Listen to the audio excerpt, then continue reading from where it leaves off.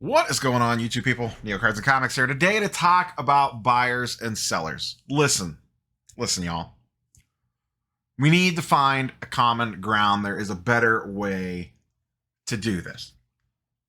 I sold a card on eBay, and I just thought, I was just kind of looking this over, and I knew, I know what I'm getting into when I list and sell a card on eBay. I am going to get hit with at least 13% in fees.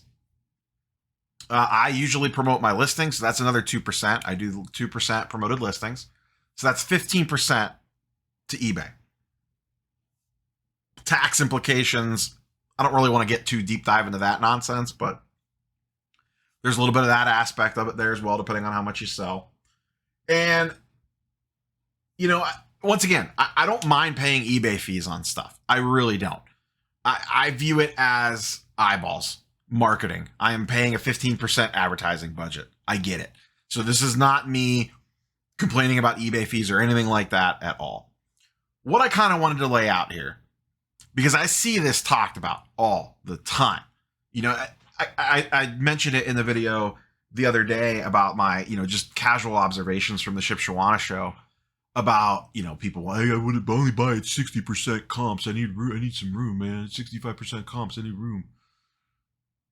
If you're truly wanting to buy the card, it's a card that you actually want. And in this, once again, the card here doesn't really matter. The example here is I sold my Morant Red Optic. I packaged it up. I already dropped it off the post office. It's on its way to eBay, authenticity guaranteed.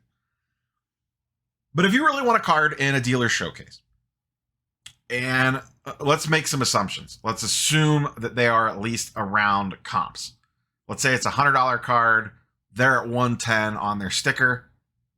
What should you offer on that? I usually, if it's a card that I legitimately want to own, I usually come in at 90%. Maybe my first offer will be 80%, and I'll expect to split and meet him in the middle at 90%. There is a happy middle ground we should all be able to live in.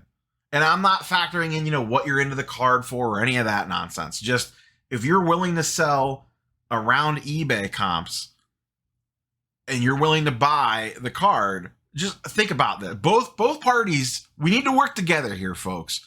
You have something I potentially want. I would like to offer you money. Let's just keep this no trade, straight transactions. I would like to offer you cash to purchase said card. I have offered 90% comps on cards before. And the dealer's like, nah, I'm good. To each their own. It's your card. Do whatever the hell you want with it. But I think, and especially online, you see this a lot in Facebook groups, a lot of bickering back and forth. Can you cover the goods and services fee at 3%? Whatever. I just wanted to lay this out and kind of show you the difference. Someone wanted to buy my Ja Morant Contenders Optic out of 149. Legendary card of the channel. Sad to see it go. But I could put this money towards something that I actually want to own and not deal with the roller coaster ride of Ja Morant. I had the card listed for like $1,000. Best offer, buy it now. I had this card with me at the ship show. I had it out on the table at trade night. I got asked, for everyone hating on Ja Morant, I got asked about that card more than any other card on the table. Where are you at on that? What are you at on that? Where are you at on that? Because everyone wanted to buy low. I had it online for $1,000 OBO. At ships, I was asking for 7 cash. The last couple sales post the drama were around $750 to $800, give or take. And that was after the drama. So that's already factoring in that nonsense. So I thought 700 was a fair sticker price to put on there. Now, I was being a little firm at 700. If someone would have offered me 650, I probably would have taken it. Actually, I know that I would have taken it if someone just straight offered me 650. But my asking price was 700. No one even offered me on the card directly. Okay. Fast forward to Monday afternoon. Lo and behold, notification comes over, eBay offer, $750. I ran the numbers, figured I'd net out low 600s. It's a little bit less than what I wanted to take, but I just want off this card. I would like the money. Let's just do this and accept the offer. Let's look at the order page. The person that wanted to buy this card ended up paying $807 for it and 90 cents. They paid $750. That was the offer I accepted. $5 in shipping and $52 in sales tax. Now, I know I could already hear people in the comments below. I don't pay sales tax on eBay. Most of us do. Most people pay sales tax on eBay. Yeah, there's a few people that don't. A large majority of people do. So just factor it in. If you're one of the 3% that doesn't pay sales tax on eBay, more power to you. If you live in one of the states, God bless you. So this person wanted the card. They paid $810 for it. What did I get out of it? I netted $620. $100 in transaction fees, $12 to ship it, because high value cards I like to ship in flat rate boxes. They're a little bit more expensive, and then it's over a certain dollar value, so eBay makes you tack on signature required, so that's an extra $3. So this should have been $8 shipping, but they make you tack it on, and then you could see the ad fee because I had this as a promoted listing. That's another $16 there. I net out a whopping $620. Someone was willing to pay $810. I got $600. There is a lot of wiggle room there in the middle, folks. A lot of wiggle room there in the middle. So the buyer bought this card for $750, but in reality, they bought it for $810. I, as a seller, sold this card, but I sold it for $620. Even though it says $750 on the eBay app, on comps say it's $750, I only netted $620. There is a happy middle ground in there where everybody wins. This could have been anywhere from, let's call it $675 to $700 cash offer, and everybody in this transaction's happy.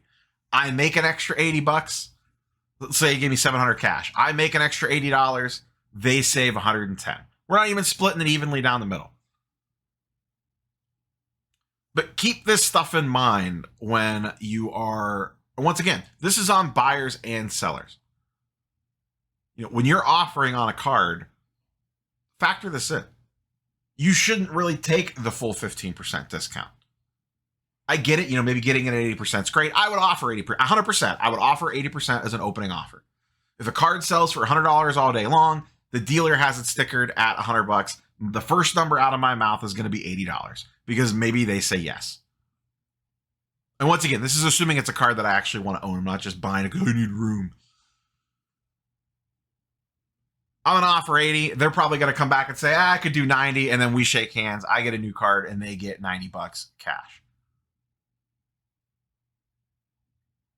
There is a happy medium in there. And I just think it was helpful to kind of lay this out. Because I think, like I said, sometimes I think we just kind of forget about this. That's a large gap.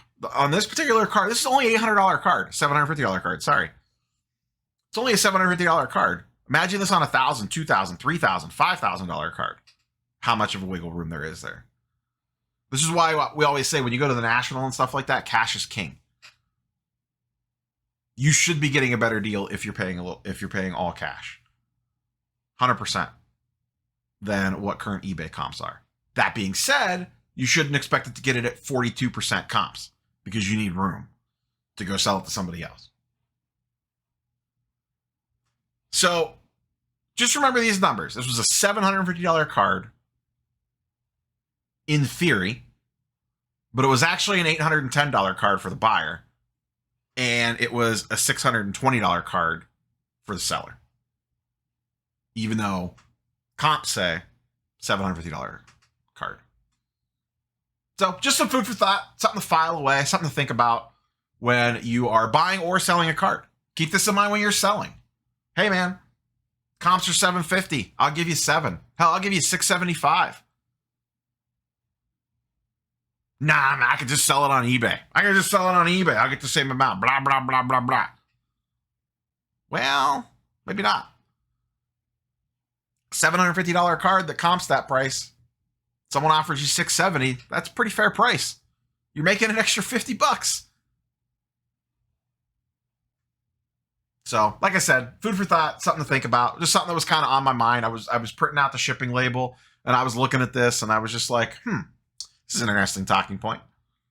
So, float those numbers around the back of your mind. Think about that once again when you're buying and or selling. That's all I got for you, boys and girls. Catch you on the next one. Peace.